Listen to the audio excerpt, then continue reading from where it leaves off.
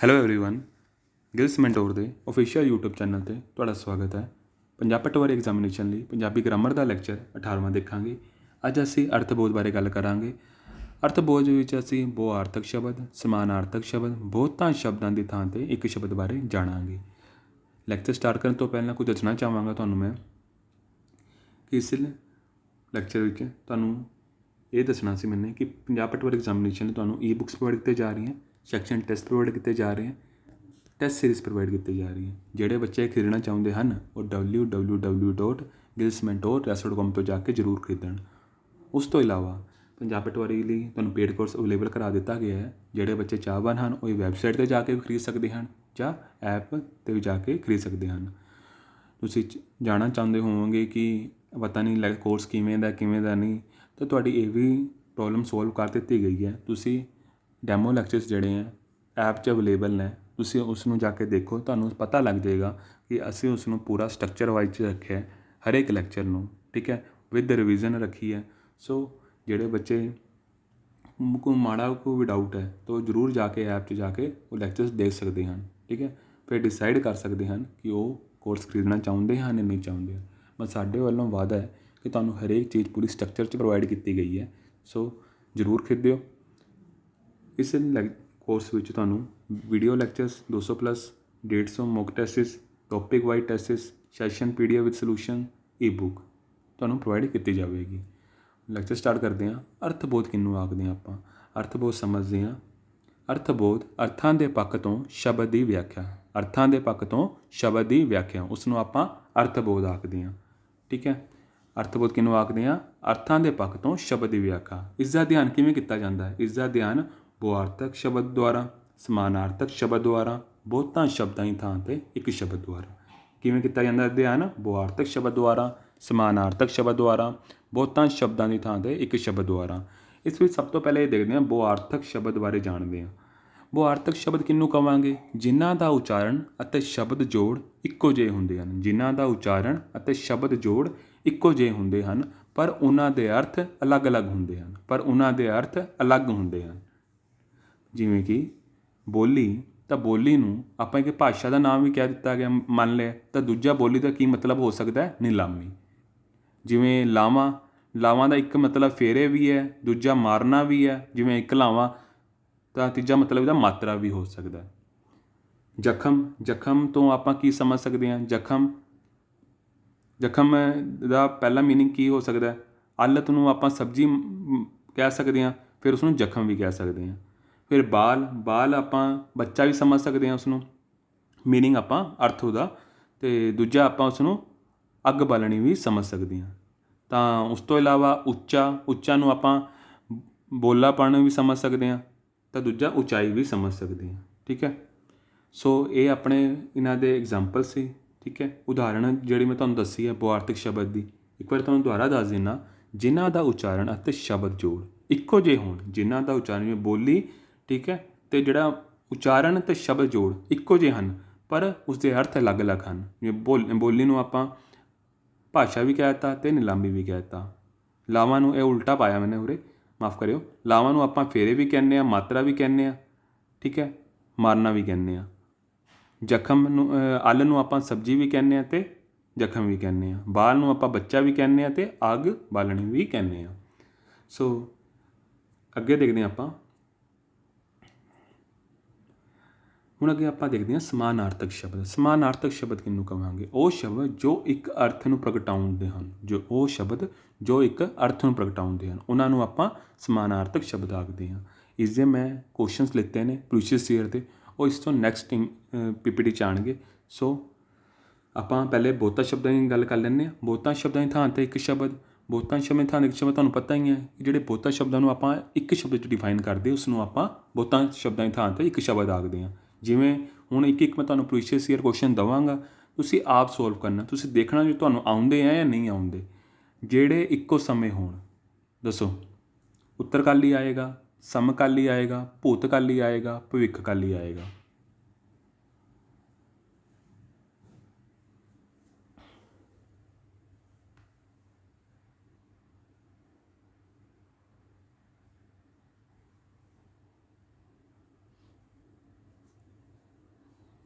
ਇਹਨੂੰ ਆਪਾਂ ਕਹਾਂਗੇ ਸਮਕਾਲੀ। ਅਗਲਾ ਕੁਐਸਚਨ ਹੈ, ਉਹ ਥਾਂ ਜਿੱਥੇ ਚੂਹੇ ਪਾਸਿਆਂ ਨੂੰ ਰਸਤਾ ਨਿਕਲਦੇ ਹੋਣ। ਦੋਰਾਹਾ, ਤ੍ਰੈਕਾਲੀ, ਬਰਸਤਾ ਤੇ ਚੁਰਸਤਾ।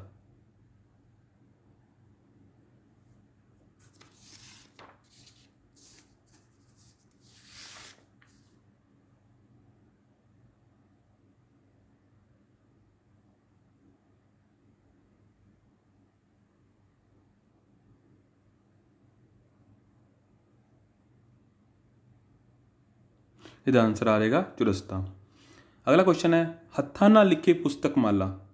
ਦੱਸੋ ਇਸ ਨੂੰ ਆਪਾਂ ਇੱਕ ਸ਼ਬਦ 'ਚ ਕਿਵੇਂ ਕਵਾਂਗੇ? ਖਰੜਾ ਕਵਾਂਗੇ, ਸ਼ੋਧ ਪੱਤਰ ਕਵਾਂਗੇ, ਖੋਜ ਪੱਤਰ ਕਵਾਂਗੇ, ਪੁਸਤਕ ਕਵਾਂਗੇ।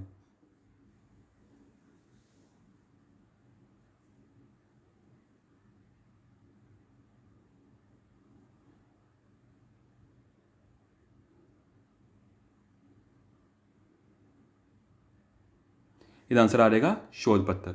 ਉਸ ਤੋਂ ਬਾਅਦ ਪਤੀ ਦੀ ਦੂਸਰੀ ਪਤਨੀ ਕੀ ਕਵਾਂਗੇ? ਦੂਜੀ ਤੀਵੀਂ, ਦੂਜੀ ਘਰਵਾਲੀ, ਭਰਜਾਈ, ਸ਼ੌਕਣ।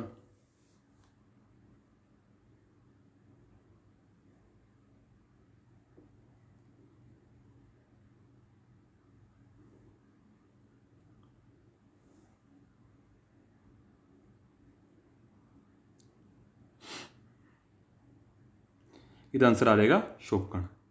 ਦੇਖੋ ਇਹਨਾਂ 'ਚੋਂ ਤੁਹਾਨੂੰ ਕੋਈ ਕੁਐਸਚਨ ਆਉਂਦਾ ਸੀ ਜਾਂ ਸਾਰੇ ਆਉਂਦੇ ਸੀ? ਜੇ ਤੁਹਾਨੂੰ ਸਾਰੇ ਆਉਂਦੇ ਸੀ ਤਾਂ ਤੁਸੀਂ ਕਮੈਂਟ ਸੈਕਸ਼ਨ ਮੈਨੂੰ ਜ਼ਰੂਰ ਦੱਸਣਾ। ਅਗਲਾ ਕੁਐਸਚਨ ਦੇਖਦੇ ਹਾਂ ਆਪਾਂ। ਮਾਫ ਕਰਿਓ। ਹੁਣ ਆਪਾਂ ਸਮਾਨਾਰਥਕ ਸ਼ਬਦ ਉੱਪਰ, ਜਿਵੇਂ ਆਪਾਂ ਪਿੱਛੇ ਸਮਝਿਆ ਸੀ ਕਿ ਉਹ ਸ਼ਬਦ ਜੋ ਇੱਕ ਅਰਥ ਨੂੰ ਪ੍ਰਗਟਾਉਂਦੇ ਹਨ, ਯਾਦ ਰੱਖਿਓ, ਜੋ ਉਹ ਸ਼ਬਦ ਜੋ ਇੱਕ ਅਰਥ ਨੂੰ ਪ੍ਰਗਟਾਉਂਦੇ ਹਨ ਉਹਨਾਂ ਨੂੰ ਆਪਾਂ ਸਮਾਨਾਰਥਕ ਸ਼ਬਦ ਕਿਹਾ ਜਾਂਦਾ ਹੈ। ਤਾਂ ਇਸ ਵਿੱਚ ਪਹਿਲਾ ਕੁਐਸਚਨ ਇਹ ਹੈ, ਡੰਡੀ ਦਾ ਇੱਕ ਅਰਥ ਹੈ ਛੋਟਾ ਰਸਤਾ, ਦੂਜਾ ਅਰਥ ਕੀ ਹੋ ਸਕਦਾ ਹੈ? ਦੱਸੋ। ਸੋਟਾ, ਟਹਿਣੀ, ਹਾਰ, ਸਜ਼ਾ।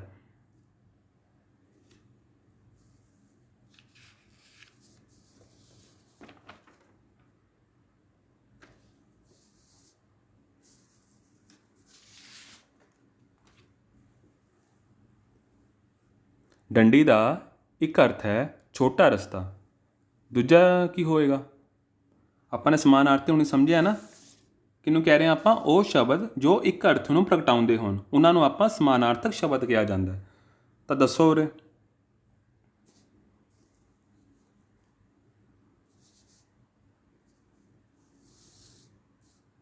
ਉਹਦਾ ਆਨਸਰ ਆ ਜਾਏਗਾ ਟਹਿਣੀ।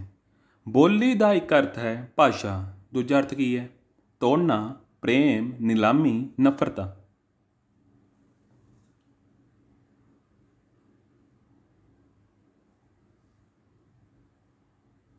ਇਹਦਾ ਆਨਸਰ ਆ ਜਾਏਗਾ ਨਿਲਾਮੀ।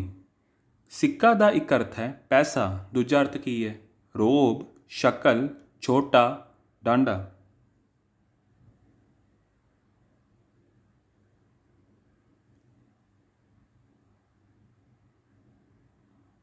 ਸੋਚੋ ਸੋਚੋ, ਕਾਮਨ ਹੈ।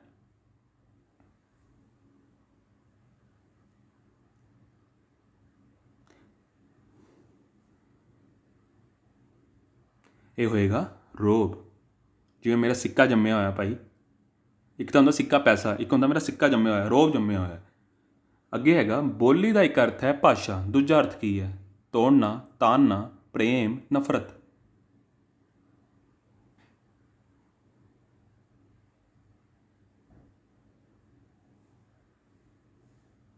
ਇਹ ਹੋਏਗਾ ਤਾੜਨਾ। ਅਰਕ ਦਾ ਇੱਕ ਅਰਥ ਹੈ ਦਵਾਈ, ਦੂਜਾ ਅਰਥ ਕੀ ਹੈ? ਨਿੰਬੂ, ਪੈਸਾ, ਕੂਣੀ। ਦੱਸੋ ਜਾਂ ਠੀਕ।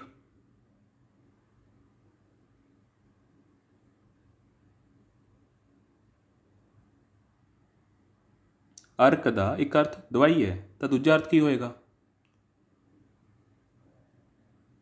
ਇਹ ਹੋਏਗਾ ਕੂਣੀ। ਰੱਬ ਸ਼ਬਦ ਦਾ ਸਮਾਨਾਰਥਕ ਕੀ ਹੈ?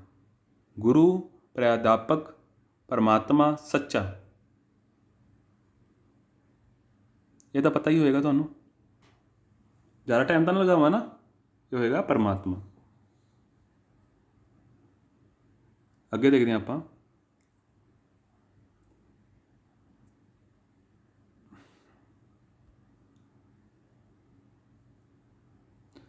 ਭਗਵਾਨ ਸ਼ਬਦ ਦਾ ਸਮਾਨਾਰਥੀ ਕੀ ਹੈ? ਰੱਬ, ਗੁਰੂ, ਵੱਡਾ, ਪੈਗੰਬਰ।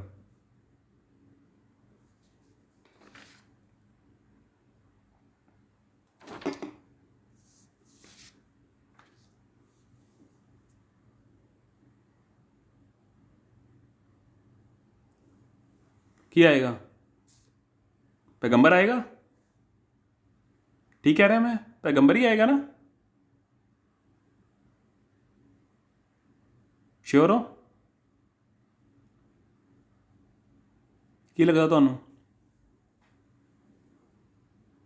नहीं, पैगंबर नहीं आएगा, रब आएगा। ठीक है ना? मत शब्द का अर्थ की है दसो? स्कूल, अकल, मुहांदरा, भैड़ा। ये भी कॉमन ही है।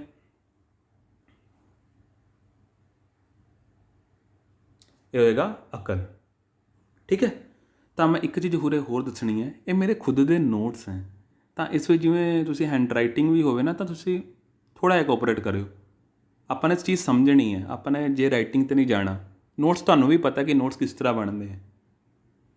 ਸੋ ਬਿਲਕੁਲ ਵੀ ਨਿਰਾਸ਼ ਨਹੀਂ ਹੋਣਾ, ਚੀਜ਼ ਨੂੰ ਸਮਝਣਾ ਹੈ। ਜੇ ਕੋਈ ਪ੍ਰੋਬਲਮ ਆਉਂਦੀ ਹੈ ਮੈਨੂੰ ਜ਼ਰੂਰ ਪੁੱਛਣਾ, ਮੈਂ 100% ਰਿਪਲਾਈ ਕਰਾਂਗਾ। ਹੁਣ ਜਿਹੜਾ ਤੁਹਾਨੂੰ ਮੈਂ ਕੱਲ੍ਹ ਕੁਐਸਚਨ ਪੁੱਛਿਆ ਸੀ, ਜਿਵੇਂ ਇਮੇਜ ਦਿਖਾਈ ਸੀ ਤੁਹਾਨੂੰ, ਮੈਂ ਪੁੱਛਿਆ ਸੀ ਗੁਰਦੁਆਰਾ, ਤੁਹਾਨੂੰ ਪੁੱਛਿਆ ਸੀ, ਤਾਂ ਕੋਈ ਕਿਸੇ ਬੱਚੇ ਨੇ ਸਹੀ ਤਰੀਕੇ ਨਾਲ ਆਨਸਰ ਨਹੀਂ ਦਿੱਤਾ। ਕਮ ਸੇ ਕਮ ਢੂੰਢ ਹੀ ਲੈਂਦੇ। ਤਾਂ ਮੈਂ ਤੁਹਾਨੂੰ ਦੱਸਦਾ, ਇਹ ਮੈਂ ਪੁੱਛਿਆ ਸੀ ਕਿਹੜਾ ਗੁਰਦੁਆਰਾ ਹੈ। ਇੱਕ ਬੱਚੇ ਨੇ ਲਿਖਿਆ ਕਿ ਇਹ ਗੁਰਦੁਆਰਾ ਤਾਂ ਸਾਰੇ ਸੇਮ ਹੀ ਹੁੰਦੇ ਆ। ਫਿਰ ਨਾਮ ਕਿਉਂ? ਫਿਰ ਤਾਂ ਨਾਮ ਦੀ ਵੀ ਨਹੀਂ ਕਿਉਂ ਲੋੜ ਹੈਗੀ। ਜੇ ਬਿਲਡਿੰਗ ਸੇਮ ਹੁੰਦੀ, ਨਾਮ ਤਾਂ ਹੁੰਦਾ ਨਾ, ਇਤਿਹਾਸ ਤਾਂ ਹੁੰਦਾ ਉਹਦਾ, ਉਹ ਤਾਂ ਆਪਾਂ ਨੇ ਜਾਣਨਾ ਨਾ। ਐਵੇਂ ਤਾਂ ਮੰਦਿਰ ਵੀ ਸਾਰੇ ਸੇਮ ਹੈ। ਸਾਨੂੰ ਪਤਾ ਤਾਂ ਹੋਣਾ ਚਾਹੀਦਾ ਨਾ ਇਹ ਕਿਹਨਾਂ ਦਾ ਮੰਦਿਰ ਹੈ, ਇਹ ਕਿਹਨਾਂ ਦਾ ਗੁਰਦੁਆਰਾ ਹੈ, ਉਹਨਾਂ ਦਾ ਇਤਿਹਾਸ ਕੀ ਸੀ। ਇਸ ਦਾ ਇਤਿਹਾਸ ਇਹ ਸੀ, 2 ਮਿੰਟ।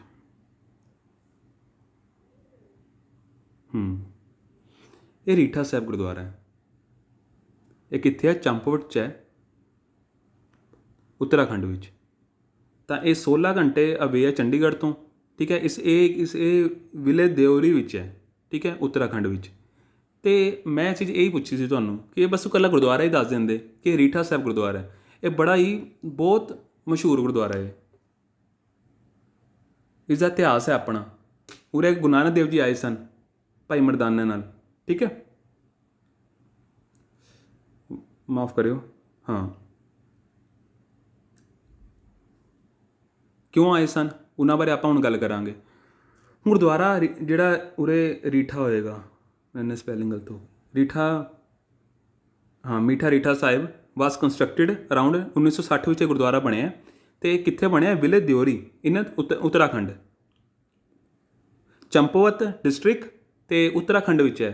ਕਿਹੜੇ ਵਿਲੇਜ 'ਚ? ਦਿਓਰੀ। ਡਿਸਟ੍ਰਿਕਟ ਕਿਹੜਾ? ਚੰਪਵਤ। ਵਿਲੇਜ ਕਿਹੜਾ? ਦਿਓਰੀ। ਯਾਦ ਰੱਖਿਓ ਹਮੇਸ਼ਾ। ਅਤੇ ਗੁਰਦੁਆਰਾ ਕਿਹੜਾ? ਰੀਠਾ ਸਾਹਿਬ। ਠੀਕ ਹੈ, ਇਤਿਹਾਸ ਕੀ ਹੈ ਇਸਦਾ? ਕਿਸਦੇ ਨਾਲ ਰਿਲੇਟਡ ਹੈ? ਗੁਰੂ ਨਾਨਕ ਦੇਵ ਜੀ ਨਾਲ ਅਤੇ ਭਾਈ ਮਰਦਾਨਾ ਜੀ ਨਾਲ।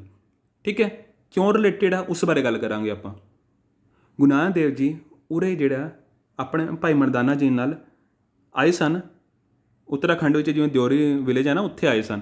ਤਾਂ ਉੱਥੇ ਉਹਨਾਂ ਨੇ ਦੇਖਿਆ ਕਿ ਜੋਗੀ ਬੈਠੇ ਹੋਏ ਹੈ, ਰੀਠਾ ਜਿਹੜਾ ਦਰੱਖਤ ਹੈ ਨਾ, ਉਹਦੇ ਥੱਲੇ ਬੈਠੇ ਹੋਏ ਆ।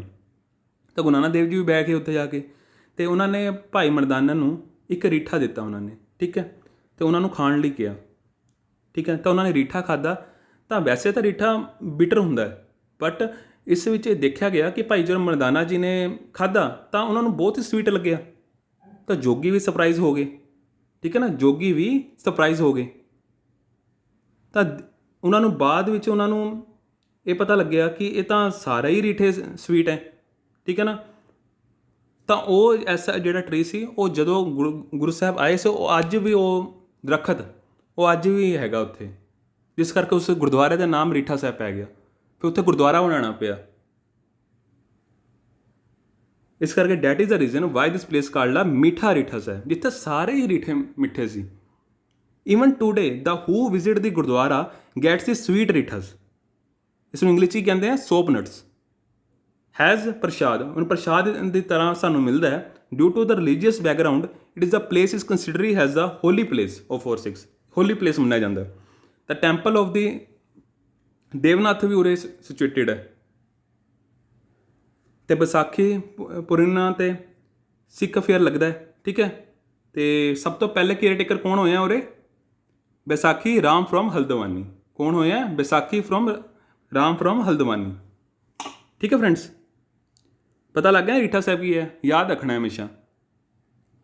ਇਤਿਹਾਸ ਆ ਆਪਣੇ ਸਿੱਖਾਂ ਦਾ। ਵੈਸੇ ਵੀ ਜਨਰਲ ਨੌਲੇਜ 'ਚ ਪੁੱਛਿਆ ਜਾ ਸਕਦਾ ਕਿ ਗੁਰਦੁਆਰਾ ਰੀਠਾ ਸਾਹਿਬ ਕਿੱਥੇ ਹੈ? ਕਿੱਥੇ ਹੈ? ਉੱਤਰਾਖੰਡ ਵਿੱਚ ਹੈ। ਡਿਸਟ੍ਰਿਕਟ ਕਿਹੜਾ? ਚੰਪਾਵਤ ਡਿਸਟ੍ਰਿਕਟ ਹੈ। ਵਿਲੇਜ ਕਿਹੜਾ? ਦਿਓਰੀ ਵਿਲੇਜ ਹੈ। ਹਮੇਸ਼ਾ ਧਿਆਨ 'ਚ ਰੱਖਣਾ। ਮਿੱਠਾ ਰੀਠਾ ਸਾਹਿਬ ਕਿਹਾ ਜਾਂਦਾ ਇਹਨਾਂ ਨੂੰ। ਗੁਰਦੁਆਰਾ ਕਿਹੜਾ ਕਿਹਾ ਜਾਂਦਾ? ਮਿੱਠਾ ਰੀਠਾ ਸਾਹਿਬ। ਇਹਦਾ ਗੁਰੂ ਸਾਹਿਬ ਦੀ ਮਿਹਰ ਸੀ, ਉੱਥੇ ਕਿਰਪਾ ਹੋਈ ਉਹਨਾਂ ਦੀ, ਤਾਂ ਕਰਕੇ। ਸੋ ਠੀਕ ਹੈ ਨਾ, ਮਾਫ ਕਰਿਓ ਜੇ ਕੋਈ ਵੀਡੀਓ ਚਲਾਉਂਦੇ ਹੋਏ ਕੋਈ ਪ੍ਰੋਬਲਮ ਆਈ ਹੋਵੇ। ਸੋ ਜੇ ਲੈਕਚਰ ਵਧੀਆ ਲੱਗਿਆ ਹੋਵੇ ਲਾਈਕ ਕਰਿਓ, ਸ਼ੇਅਰ ਕਰਿਓ। ਹੁਣ ਜਿਹੜਾ ਮੈਂ ਇਤਿਹਾਸ ਲੈ ਕੇ ਆਇਆ ਨਾ, ਮੈਂ ਲਿਖ ਕੇ ਲਿਆਇਆ। ਇਹ ਮੈਂ ਜਿਹੜਾ ਮੈਂ ਲਿਖ ਕੇ ਲਿਆਇਆ ਨਾ ਇਤਿਹਾਸ, ਇਹ ਮੈਂ ਇੰਗਲਿਸ਼ 'ਚ ਲਿਖ ਪਾਇਆ, ਕਿਉਂਕਿ ਮੈਨੂੰ ਪੰਜਾਬੀ 'ਚ ਨਹੀਂ ਲਿਖਣਾ ਸੀ। ਹੈ ਤਾਂ ਵੈਸੇ ਪੰਜਾਬੀ ਗ੍ਰਾਮਰ ਦੀ ਕਲਾਸ ਹੈ, ਮਗਰ ਇਸ ਵਿੱਚ ਮੈਂ ਤੁਹਾਨੂੰ ਇੰਗਲਿਸ਼ 'ਚ ਹੀ ਦੱਸਦਾ। ਤੁਹਾਨੂੰ ਪਤਾ ਲੱਗਣਾ ਚਾਹੀਦਾ, ਨੌਲੇਜ ਪਤਾ ਲੱਗਣੀ ਚਾਹੀਦੀ ਹੈ। ਸੋ ਕਿਸੇ ਨੇ ਵੀ ਕਿੰਤੂ ਪਰੰਤੂ ਨਹੀਂ ਕਰਨਾ।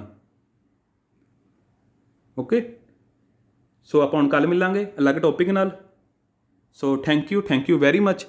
ਆਨਸਰ ਜ਼ਰੂਰ ਦਿਆ ਕਰੋ। ਜੇ ਤੁਸੀਂ ਲੱਭ ਲਓ, ਈਮੇਲ ਨਾਲ ਤਾਂ ਲੱਭਿਆ ਜਾ ਸਕਦਾ ਗੂਗਲ 'ਤੇ। ਅੱਜ ਕੱਲ੍ਹ ਤਾਂ ਇਹ ਵੀ ਫੈਸਿਲਿਟੀ ਅਵੇਲੇਬਲ ਹੈ। ਈਮੇਲ ਰੱਖੋ, ਤੁਹਾਨੂੰ ਪਤਾ ਲੱਗ ਜਾਏਗਾ। ਗੂਗਲ ਦੱਸ ਦੇਗਾ, ਨਹੀਂ ਦੱਸ ਦੇਗਾ ਤੁਹਾਨੂੰ। ਜੇ ਨਹੀਂ ਪਤਾ ਤਾਂ ਲੱਭੋ।